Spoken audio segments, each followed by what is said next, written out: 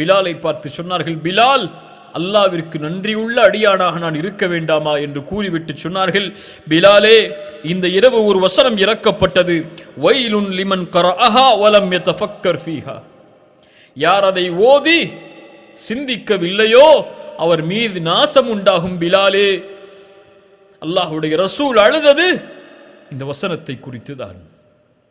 இந்த வசனம் அல்லாஹ் சொல்கிறான், சூரா ஆல் இம்ரானுடைய 190வது வசனம், இன்ன ஃபீ ஹல்கிஸ் ஸமாவாதி வல் அர்த் வக்திலாஃபில் லைலி வன் நஹார் லஆயாத்தில் லிஉலில் அல்பாப்.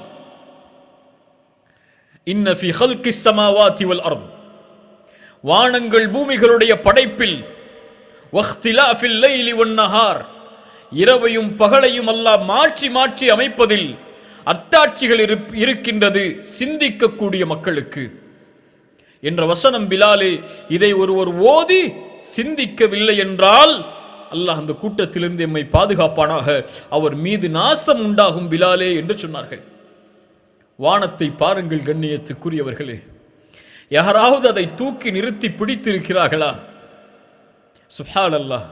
பூமியை பாருங்கள் கண்ணியத்துக்குரியவர்களே, சுழன்று கொண்டிருக்கிறது. ஏதாவது அடையாளம் நமக்கு தெரிகிறதா? 7 வானங்களை அமைத்தவன் யார்? இந்த பூமியை அமைத்தவன் யார்? அதில் ஏதாவது குறையை அல்லாஹ் வைத்திருக்கிறானா? அந்த வானத்தில் ஏதாவது பிளவை அல்லாஹ் வைத்திருக்கிறானா? குர்ஆன் கேட்கிறது, அஃபலம் யன்துரு இலஸ் ஸமாஇ ஃபௌகஹா அஃபலம் யன்துரு இலஸ் ஸமாஇ ஃபௌகஹும் கைஃப பனைனாஹா வ ஸய்யன்னாஹா வமா லஹா மின் ஃபுரூஜ். வானங்களை பாருங்கள், அல்லாஹ் அதை எப்படி அமைத்திருக்கிறான் ஒழுங்காக. அல்லாஹு அக்பர். அந்த பார்வை கூட அந்த வானத்தை எட்டிவிட முடியாது, அவ்வளவு பிரம்மாண்ட வானம். அஃபலம் யன்துரு இலஸ் ஸமாஇ ஃபௌகஹும் கைஃப பனைனாஹா, அதை அல்லாஹ் எப்படி அமைத்திருக்கிறான். வ ஸய்யன்னாஹா, அதை எப்படி அல்லாஹ் அலங்கரித்திருக்கிறான் சூரியனை கொண்டு. இந்த சூரியனின் பிரகாசம் எவ்வளவு பெரிய ஒளி கதிர்களை அது வீசுகிறது, இந்த பூமி நிரப்ப வெளிச்சமாக்குவதற்கு. வஸய்யன்னாஹா, நட்சத்திரங்களை எல்லாம் அமைத்திருக்கிறான். எப்படி? இந்த பூமியை விட பல மடங்கு உயர்வான பெரிய நட்சத்திரங்களை. வஸய்யன்னாஹா, சந்திரனை எல்லாம் அமைத்திருக்கிறான். அல்லாஹு அக்பர். அதனுடைய அழகை யார் விவரிக்க முடியும்? வமா லஹா மின் ஃபுரூஜ், அதில் ஏதாவது பிளவு இருக்கிறதா? அல்லாஹ் அதில் எதையாவது குறையாக வைத்திருக்கிறாளா?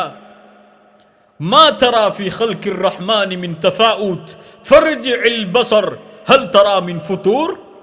எத்தனை முறை வேண்டுமானாலும் திரும்ப திரும்ப பாருங்கள், அதில் ஏதாவது குறை இருக்கிறதா? அதில் ஏதாவது பிளவு இருக்கிறதா?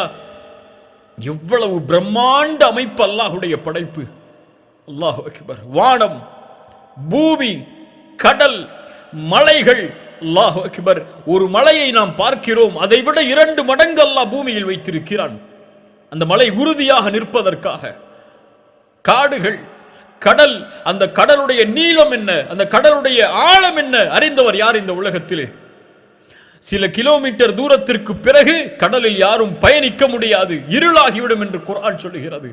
அதில் எத்தனை கோடி படைப்பினங்கள், எத்தனை கோடி மீனினங்கள். அல்லாஹு அக்பர்.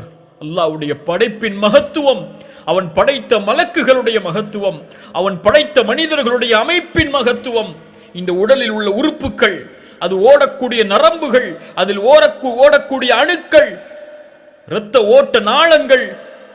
அல்லாஹு அக்பர்.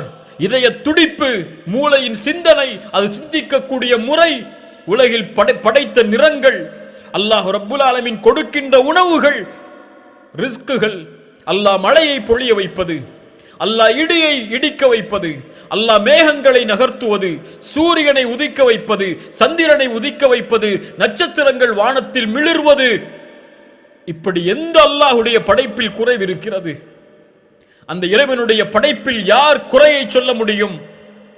படைத்தவன் அவன், அதை ஒழுங்குபடுத்தியவன் அவன், அதை நிர்வகிப்பவன் அவன், அதற்கு உணவளிப்பவன் அவன். அல்லாஹு அக்பர். எல்லாவற்றிலும் அல்லாஹ் மகத்துவம் மிக்கவன். இவ்வளவு பிரம்மாண்ட படைப்பு. இப்னு அப்பாஸ் ரலியல்லாஹு அன்ஹுமா அவர்கள் சொன்னார்கள், மஸ்ஸபாவாத்து ஸப்உ வல் அர்தூன ஸப்உ ஃபி கஃபிர் ரஹ்மான் இல்லா கஹர்தலத்தின் ஃபி யதி அஹதிக்கும். இவ்வளவு பிரம்மாண்ட படைப்பை படைத்த அந்த ரஹ்மான் எவ்வளவு பிரம்மாண்டமானவன் தெரியுமா? இந்த 7 வானங்களும் பூமியும் அல்லாஹுடைய ஒரு கரத்தில் வைத்தால், உங்களுடைய கரத்தில் ஒரு கடுகு இருந்தால் எப்படியோ அப்படித்தான். சுப்ஹானல்லாஹ், அல்லாஹு அக்பர். சிந்தித்து பாருங்கள், அதில் அத்தாட்சிகள் உண்டு சிந்திக்கக்கூடியவர்களுக்கு. வானத்தை பார், பூமியை பார், மலையை பார், கடல்களை பார், பட்டாம்பூச்சியை பார். இப்படி அல்லாஹ்வுடைய படைப்பில் சிறியது பெரியது என எல்லாவற்றையும் பார். அதை படைத்தவனுடைய மகத்துவத்தை நமக்கு எடுத்துச் சொல்லும்.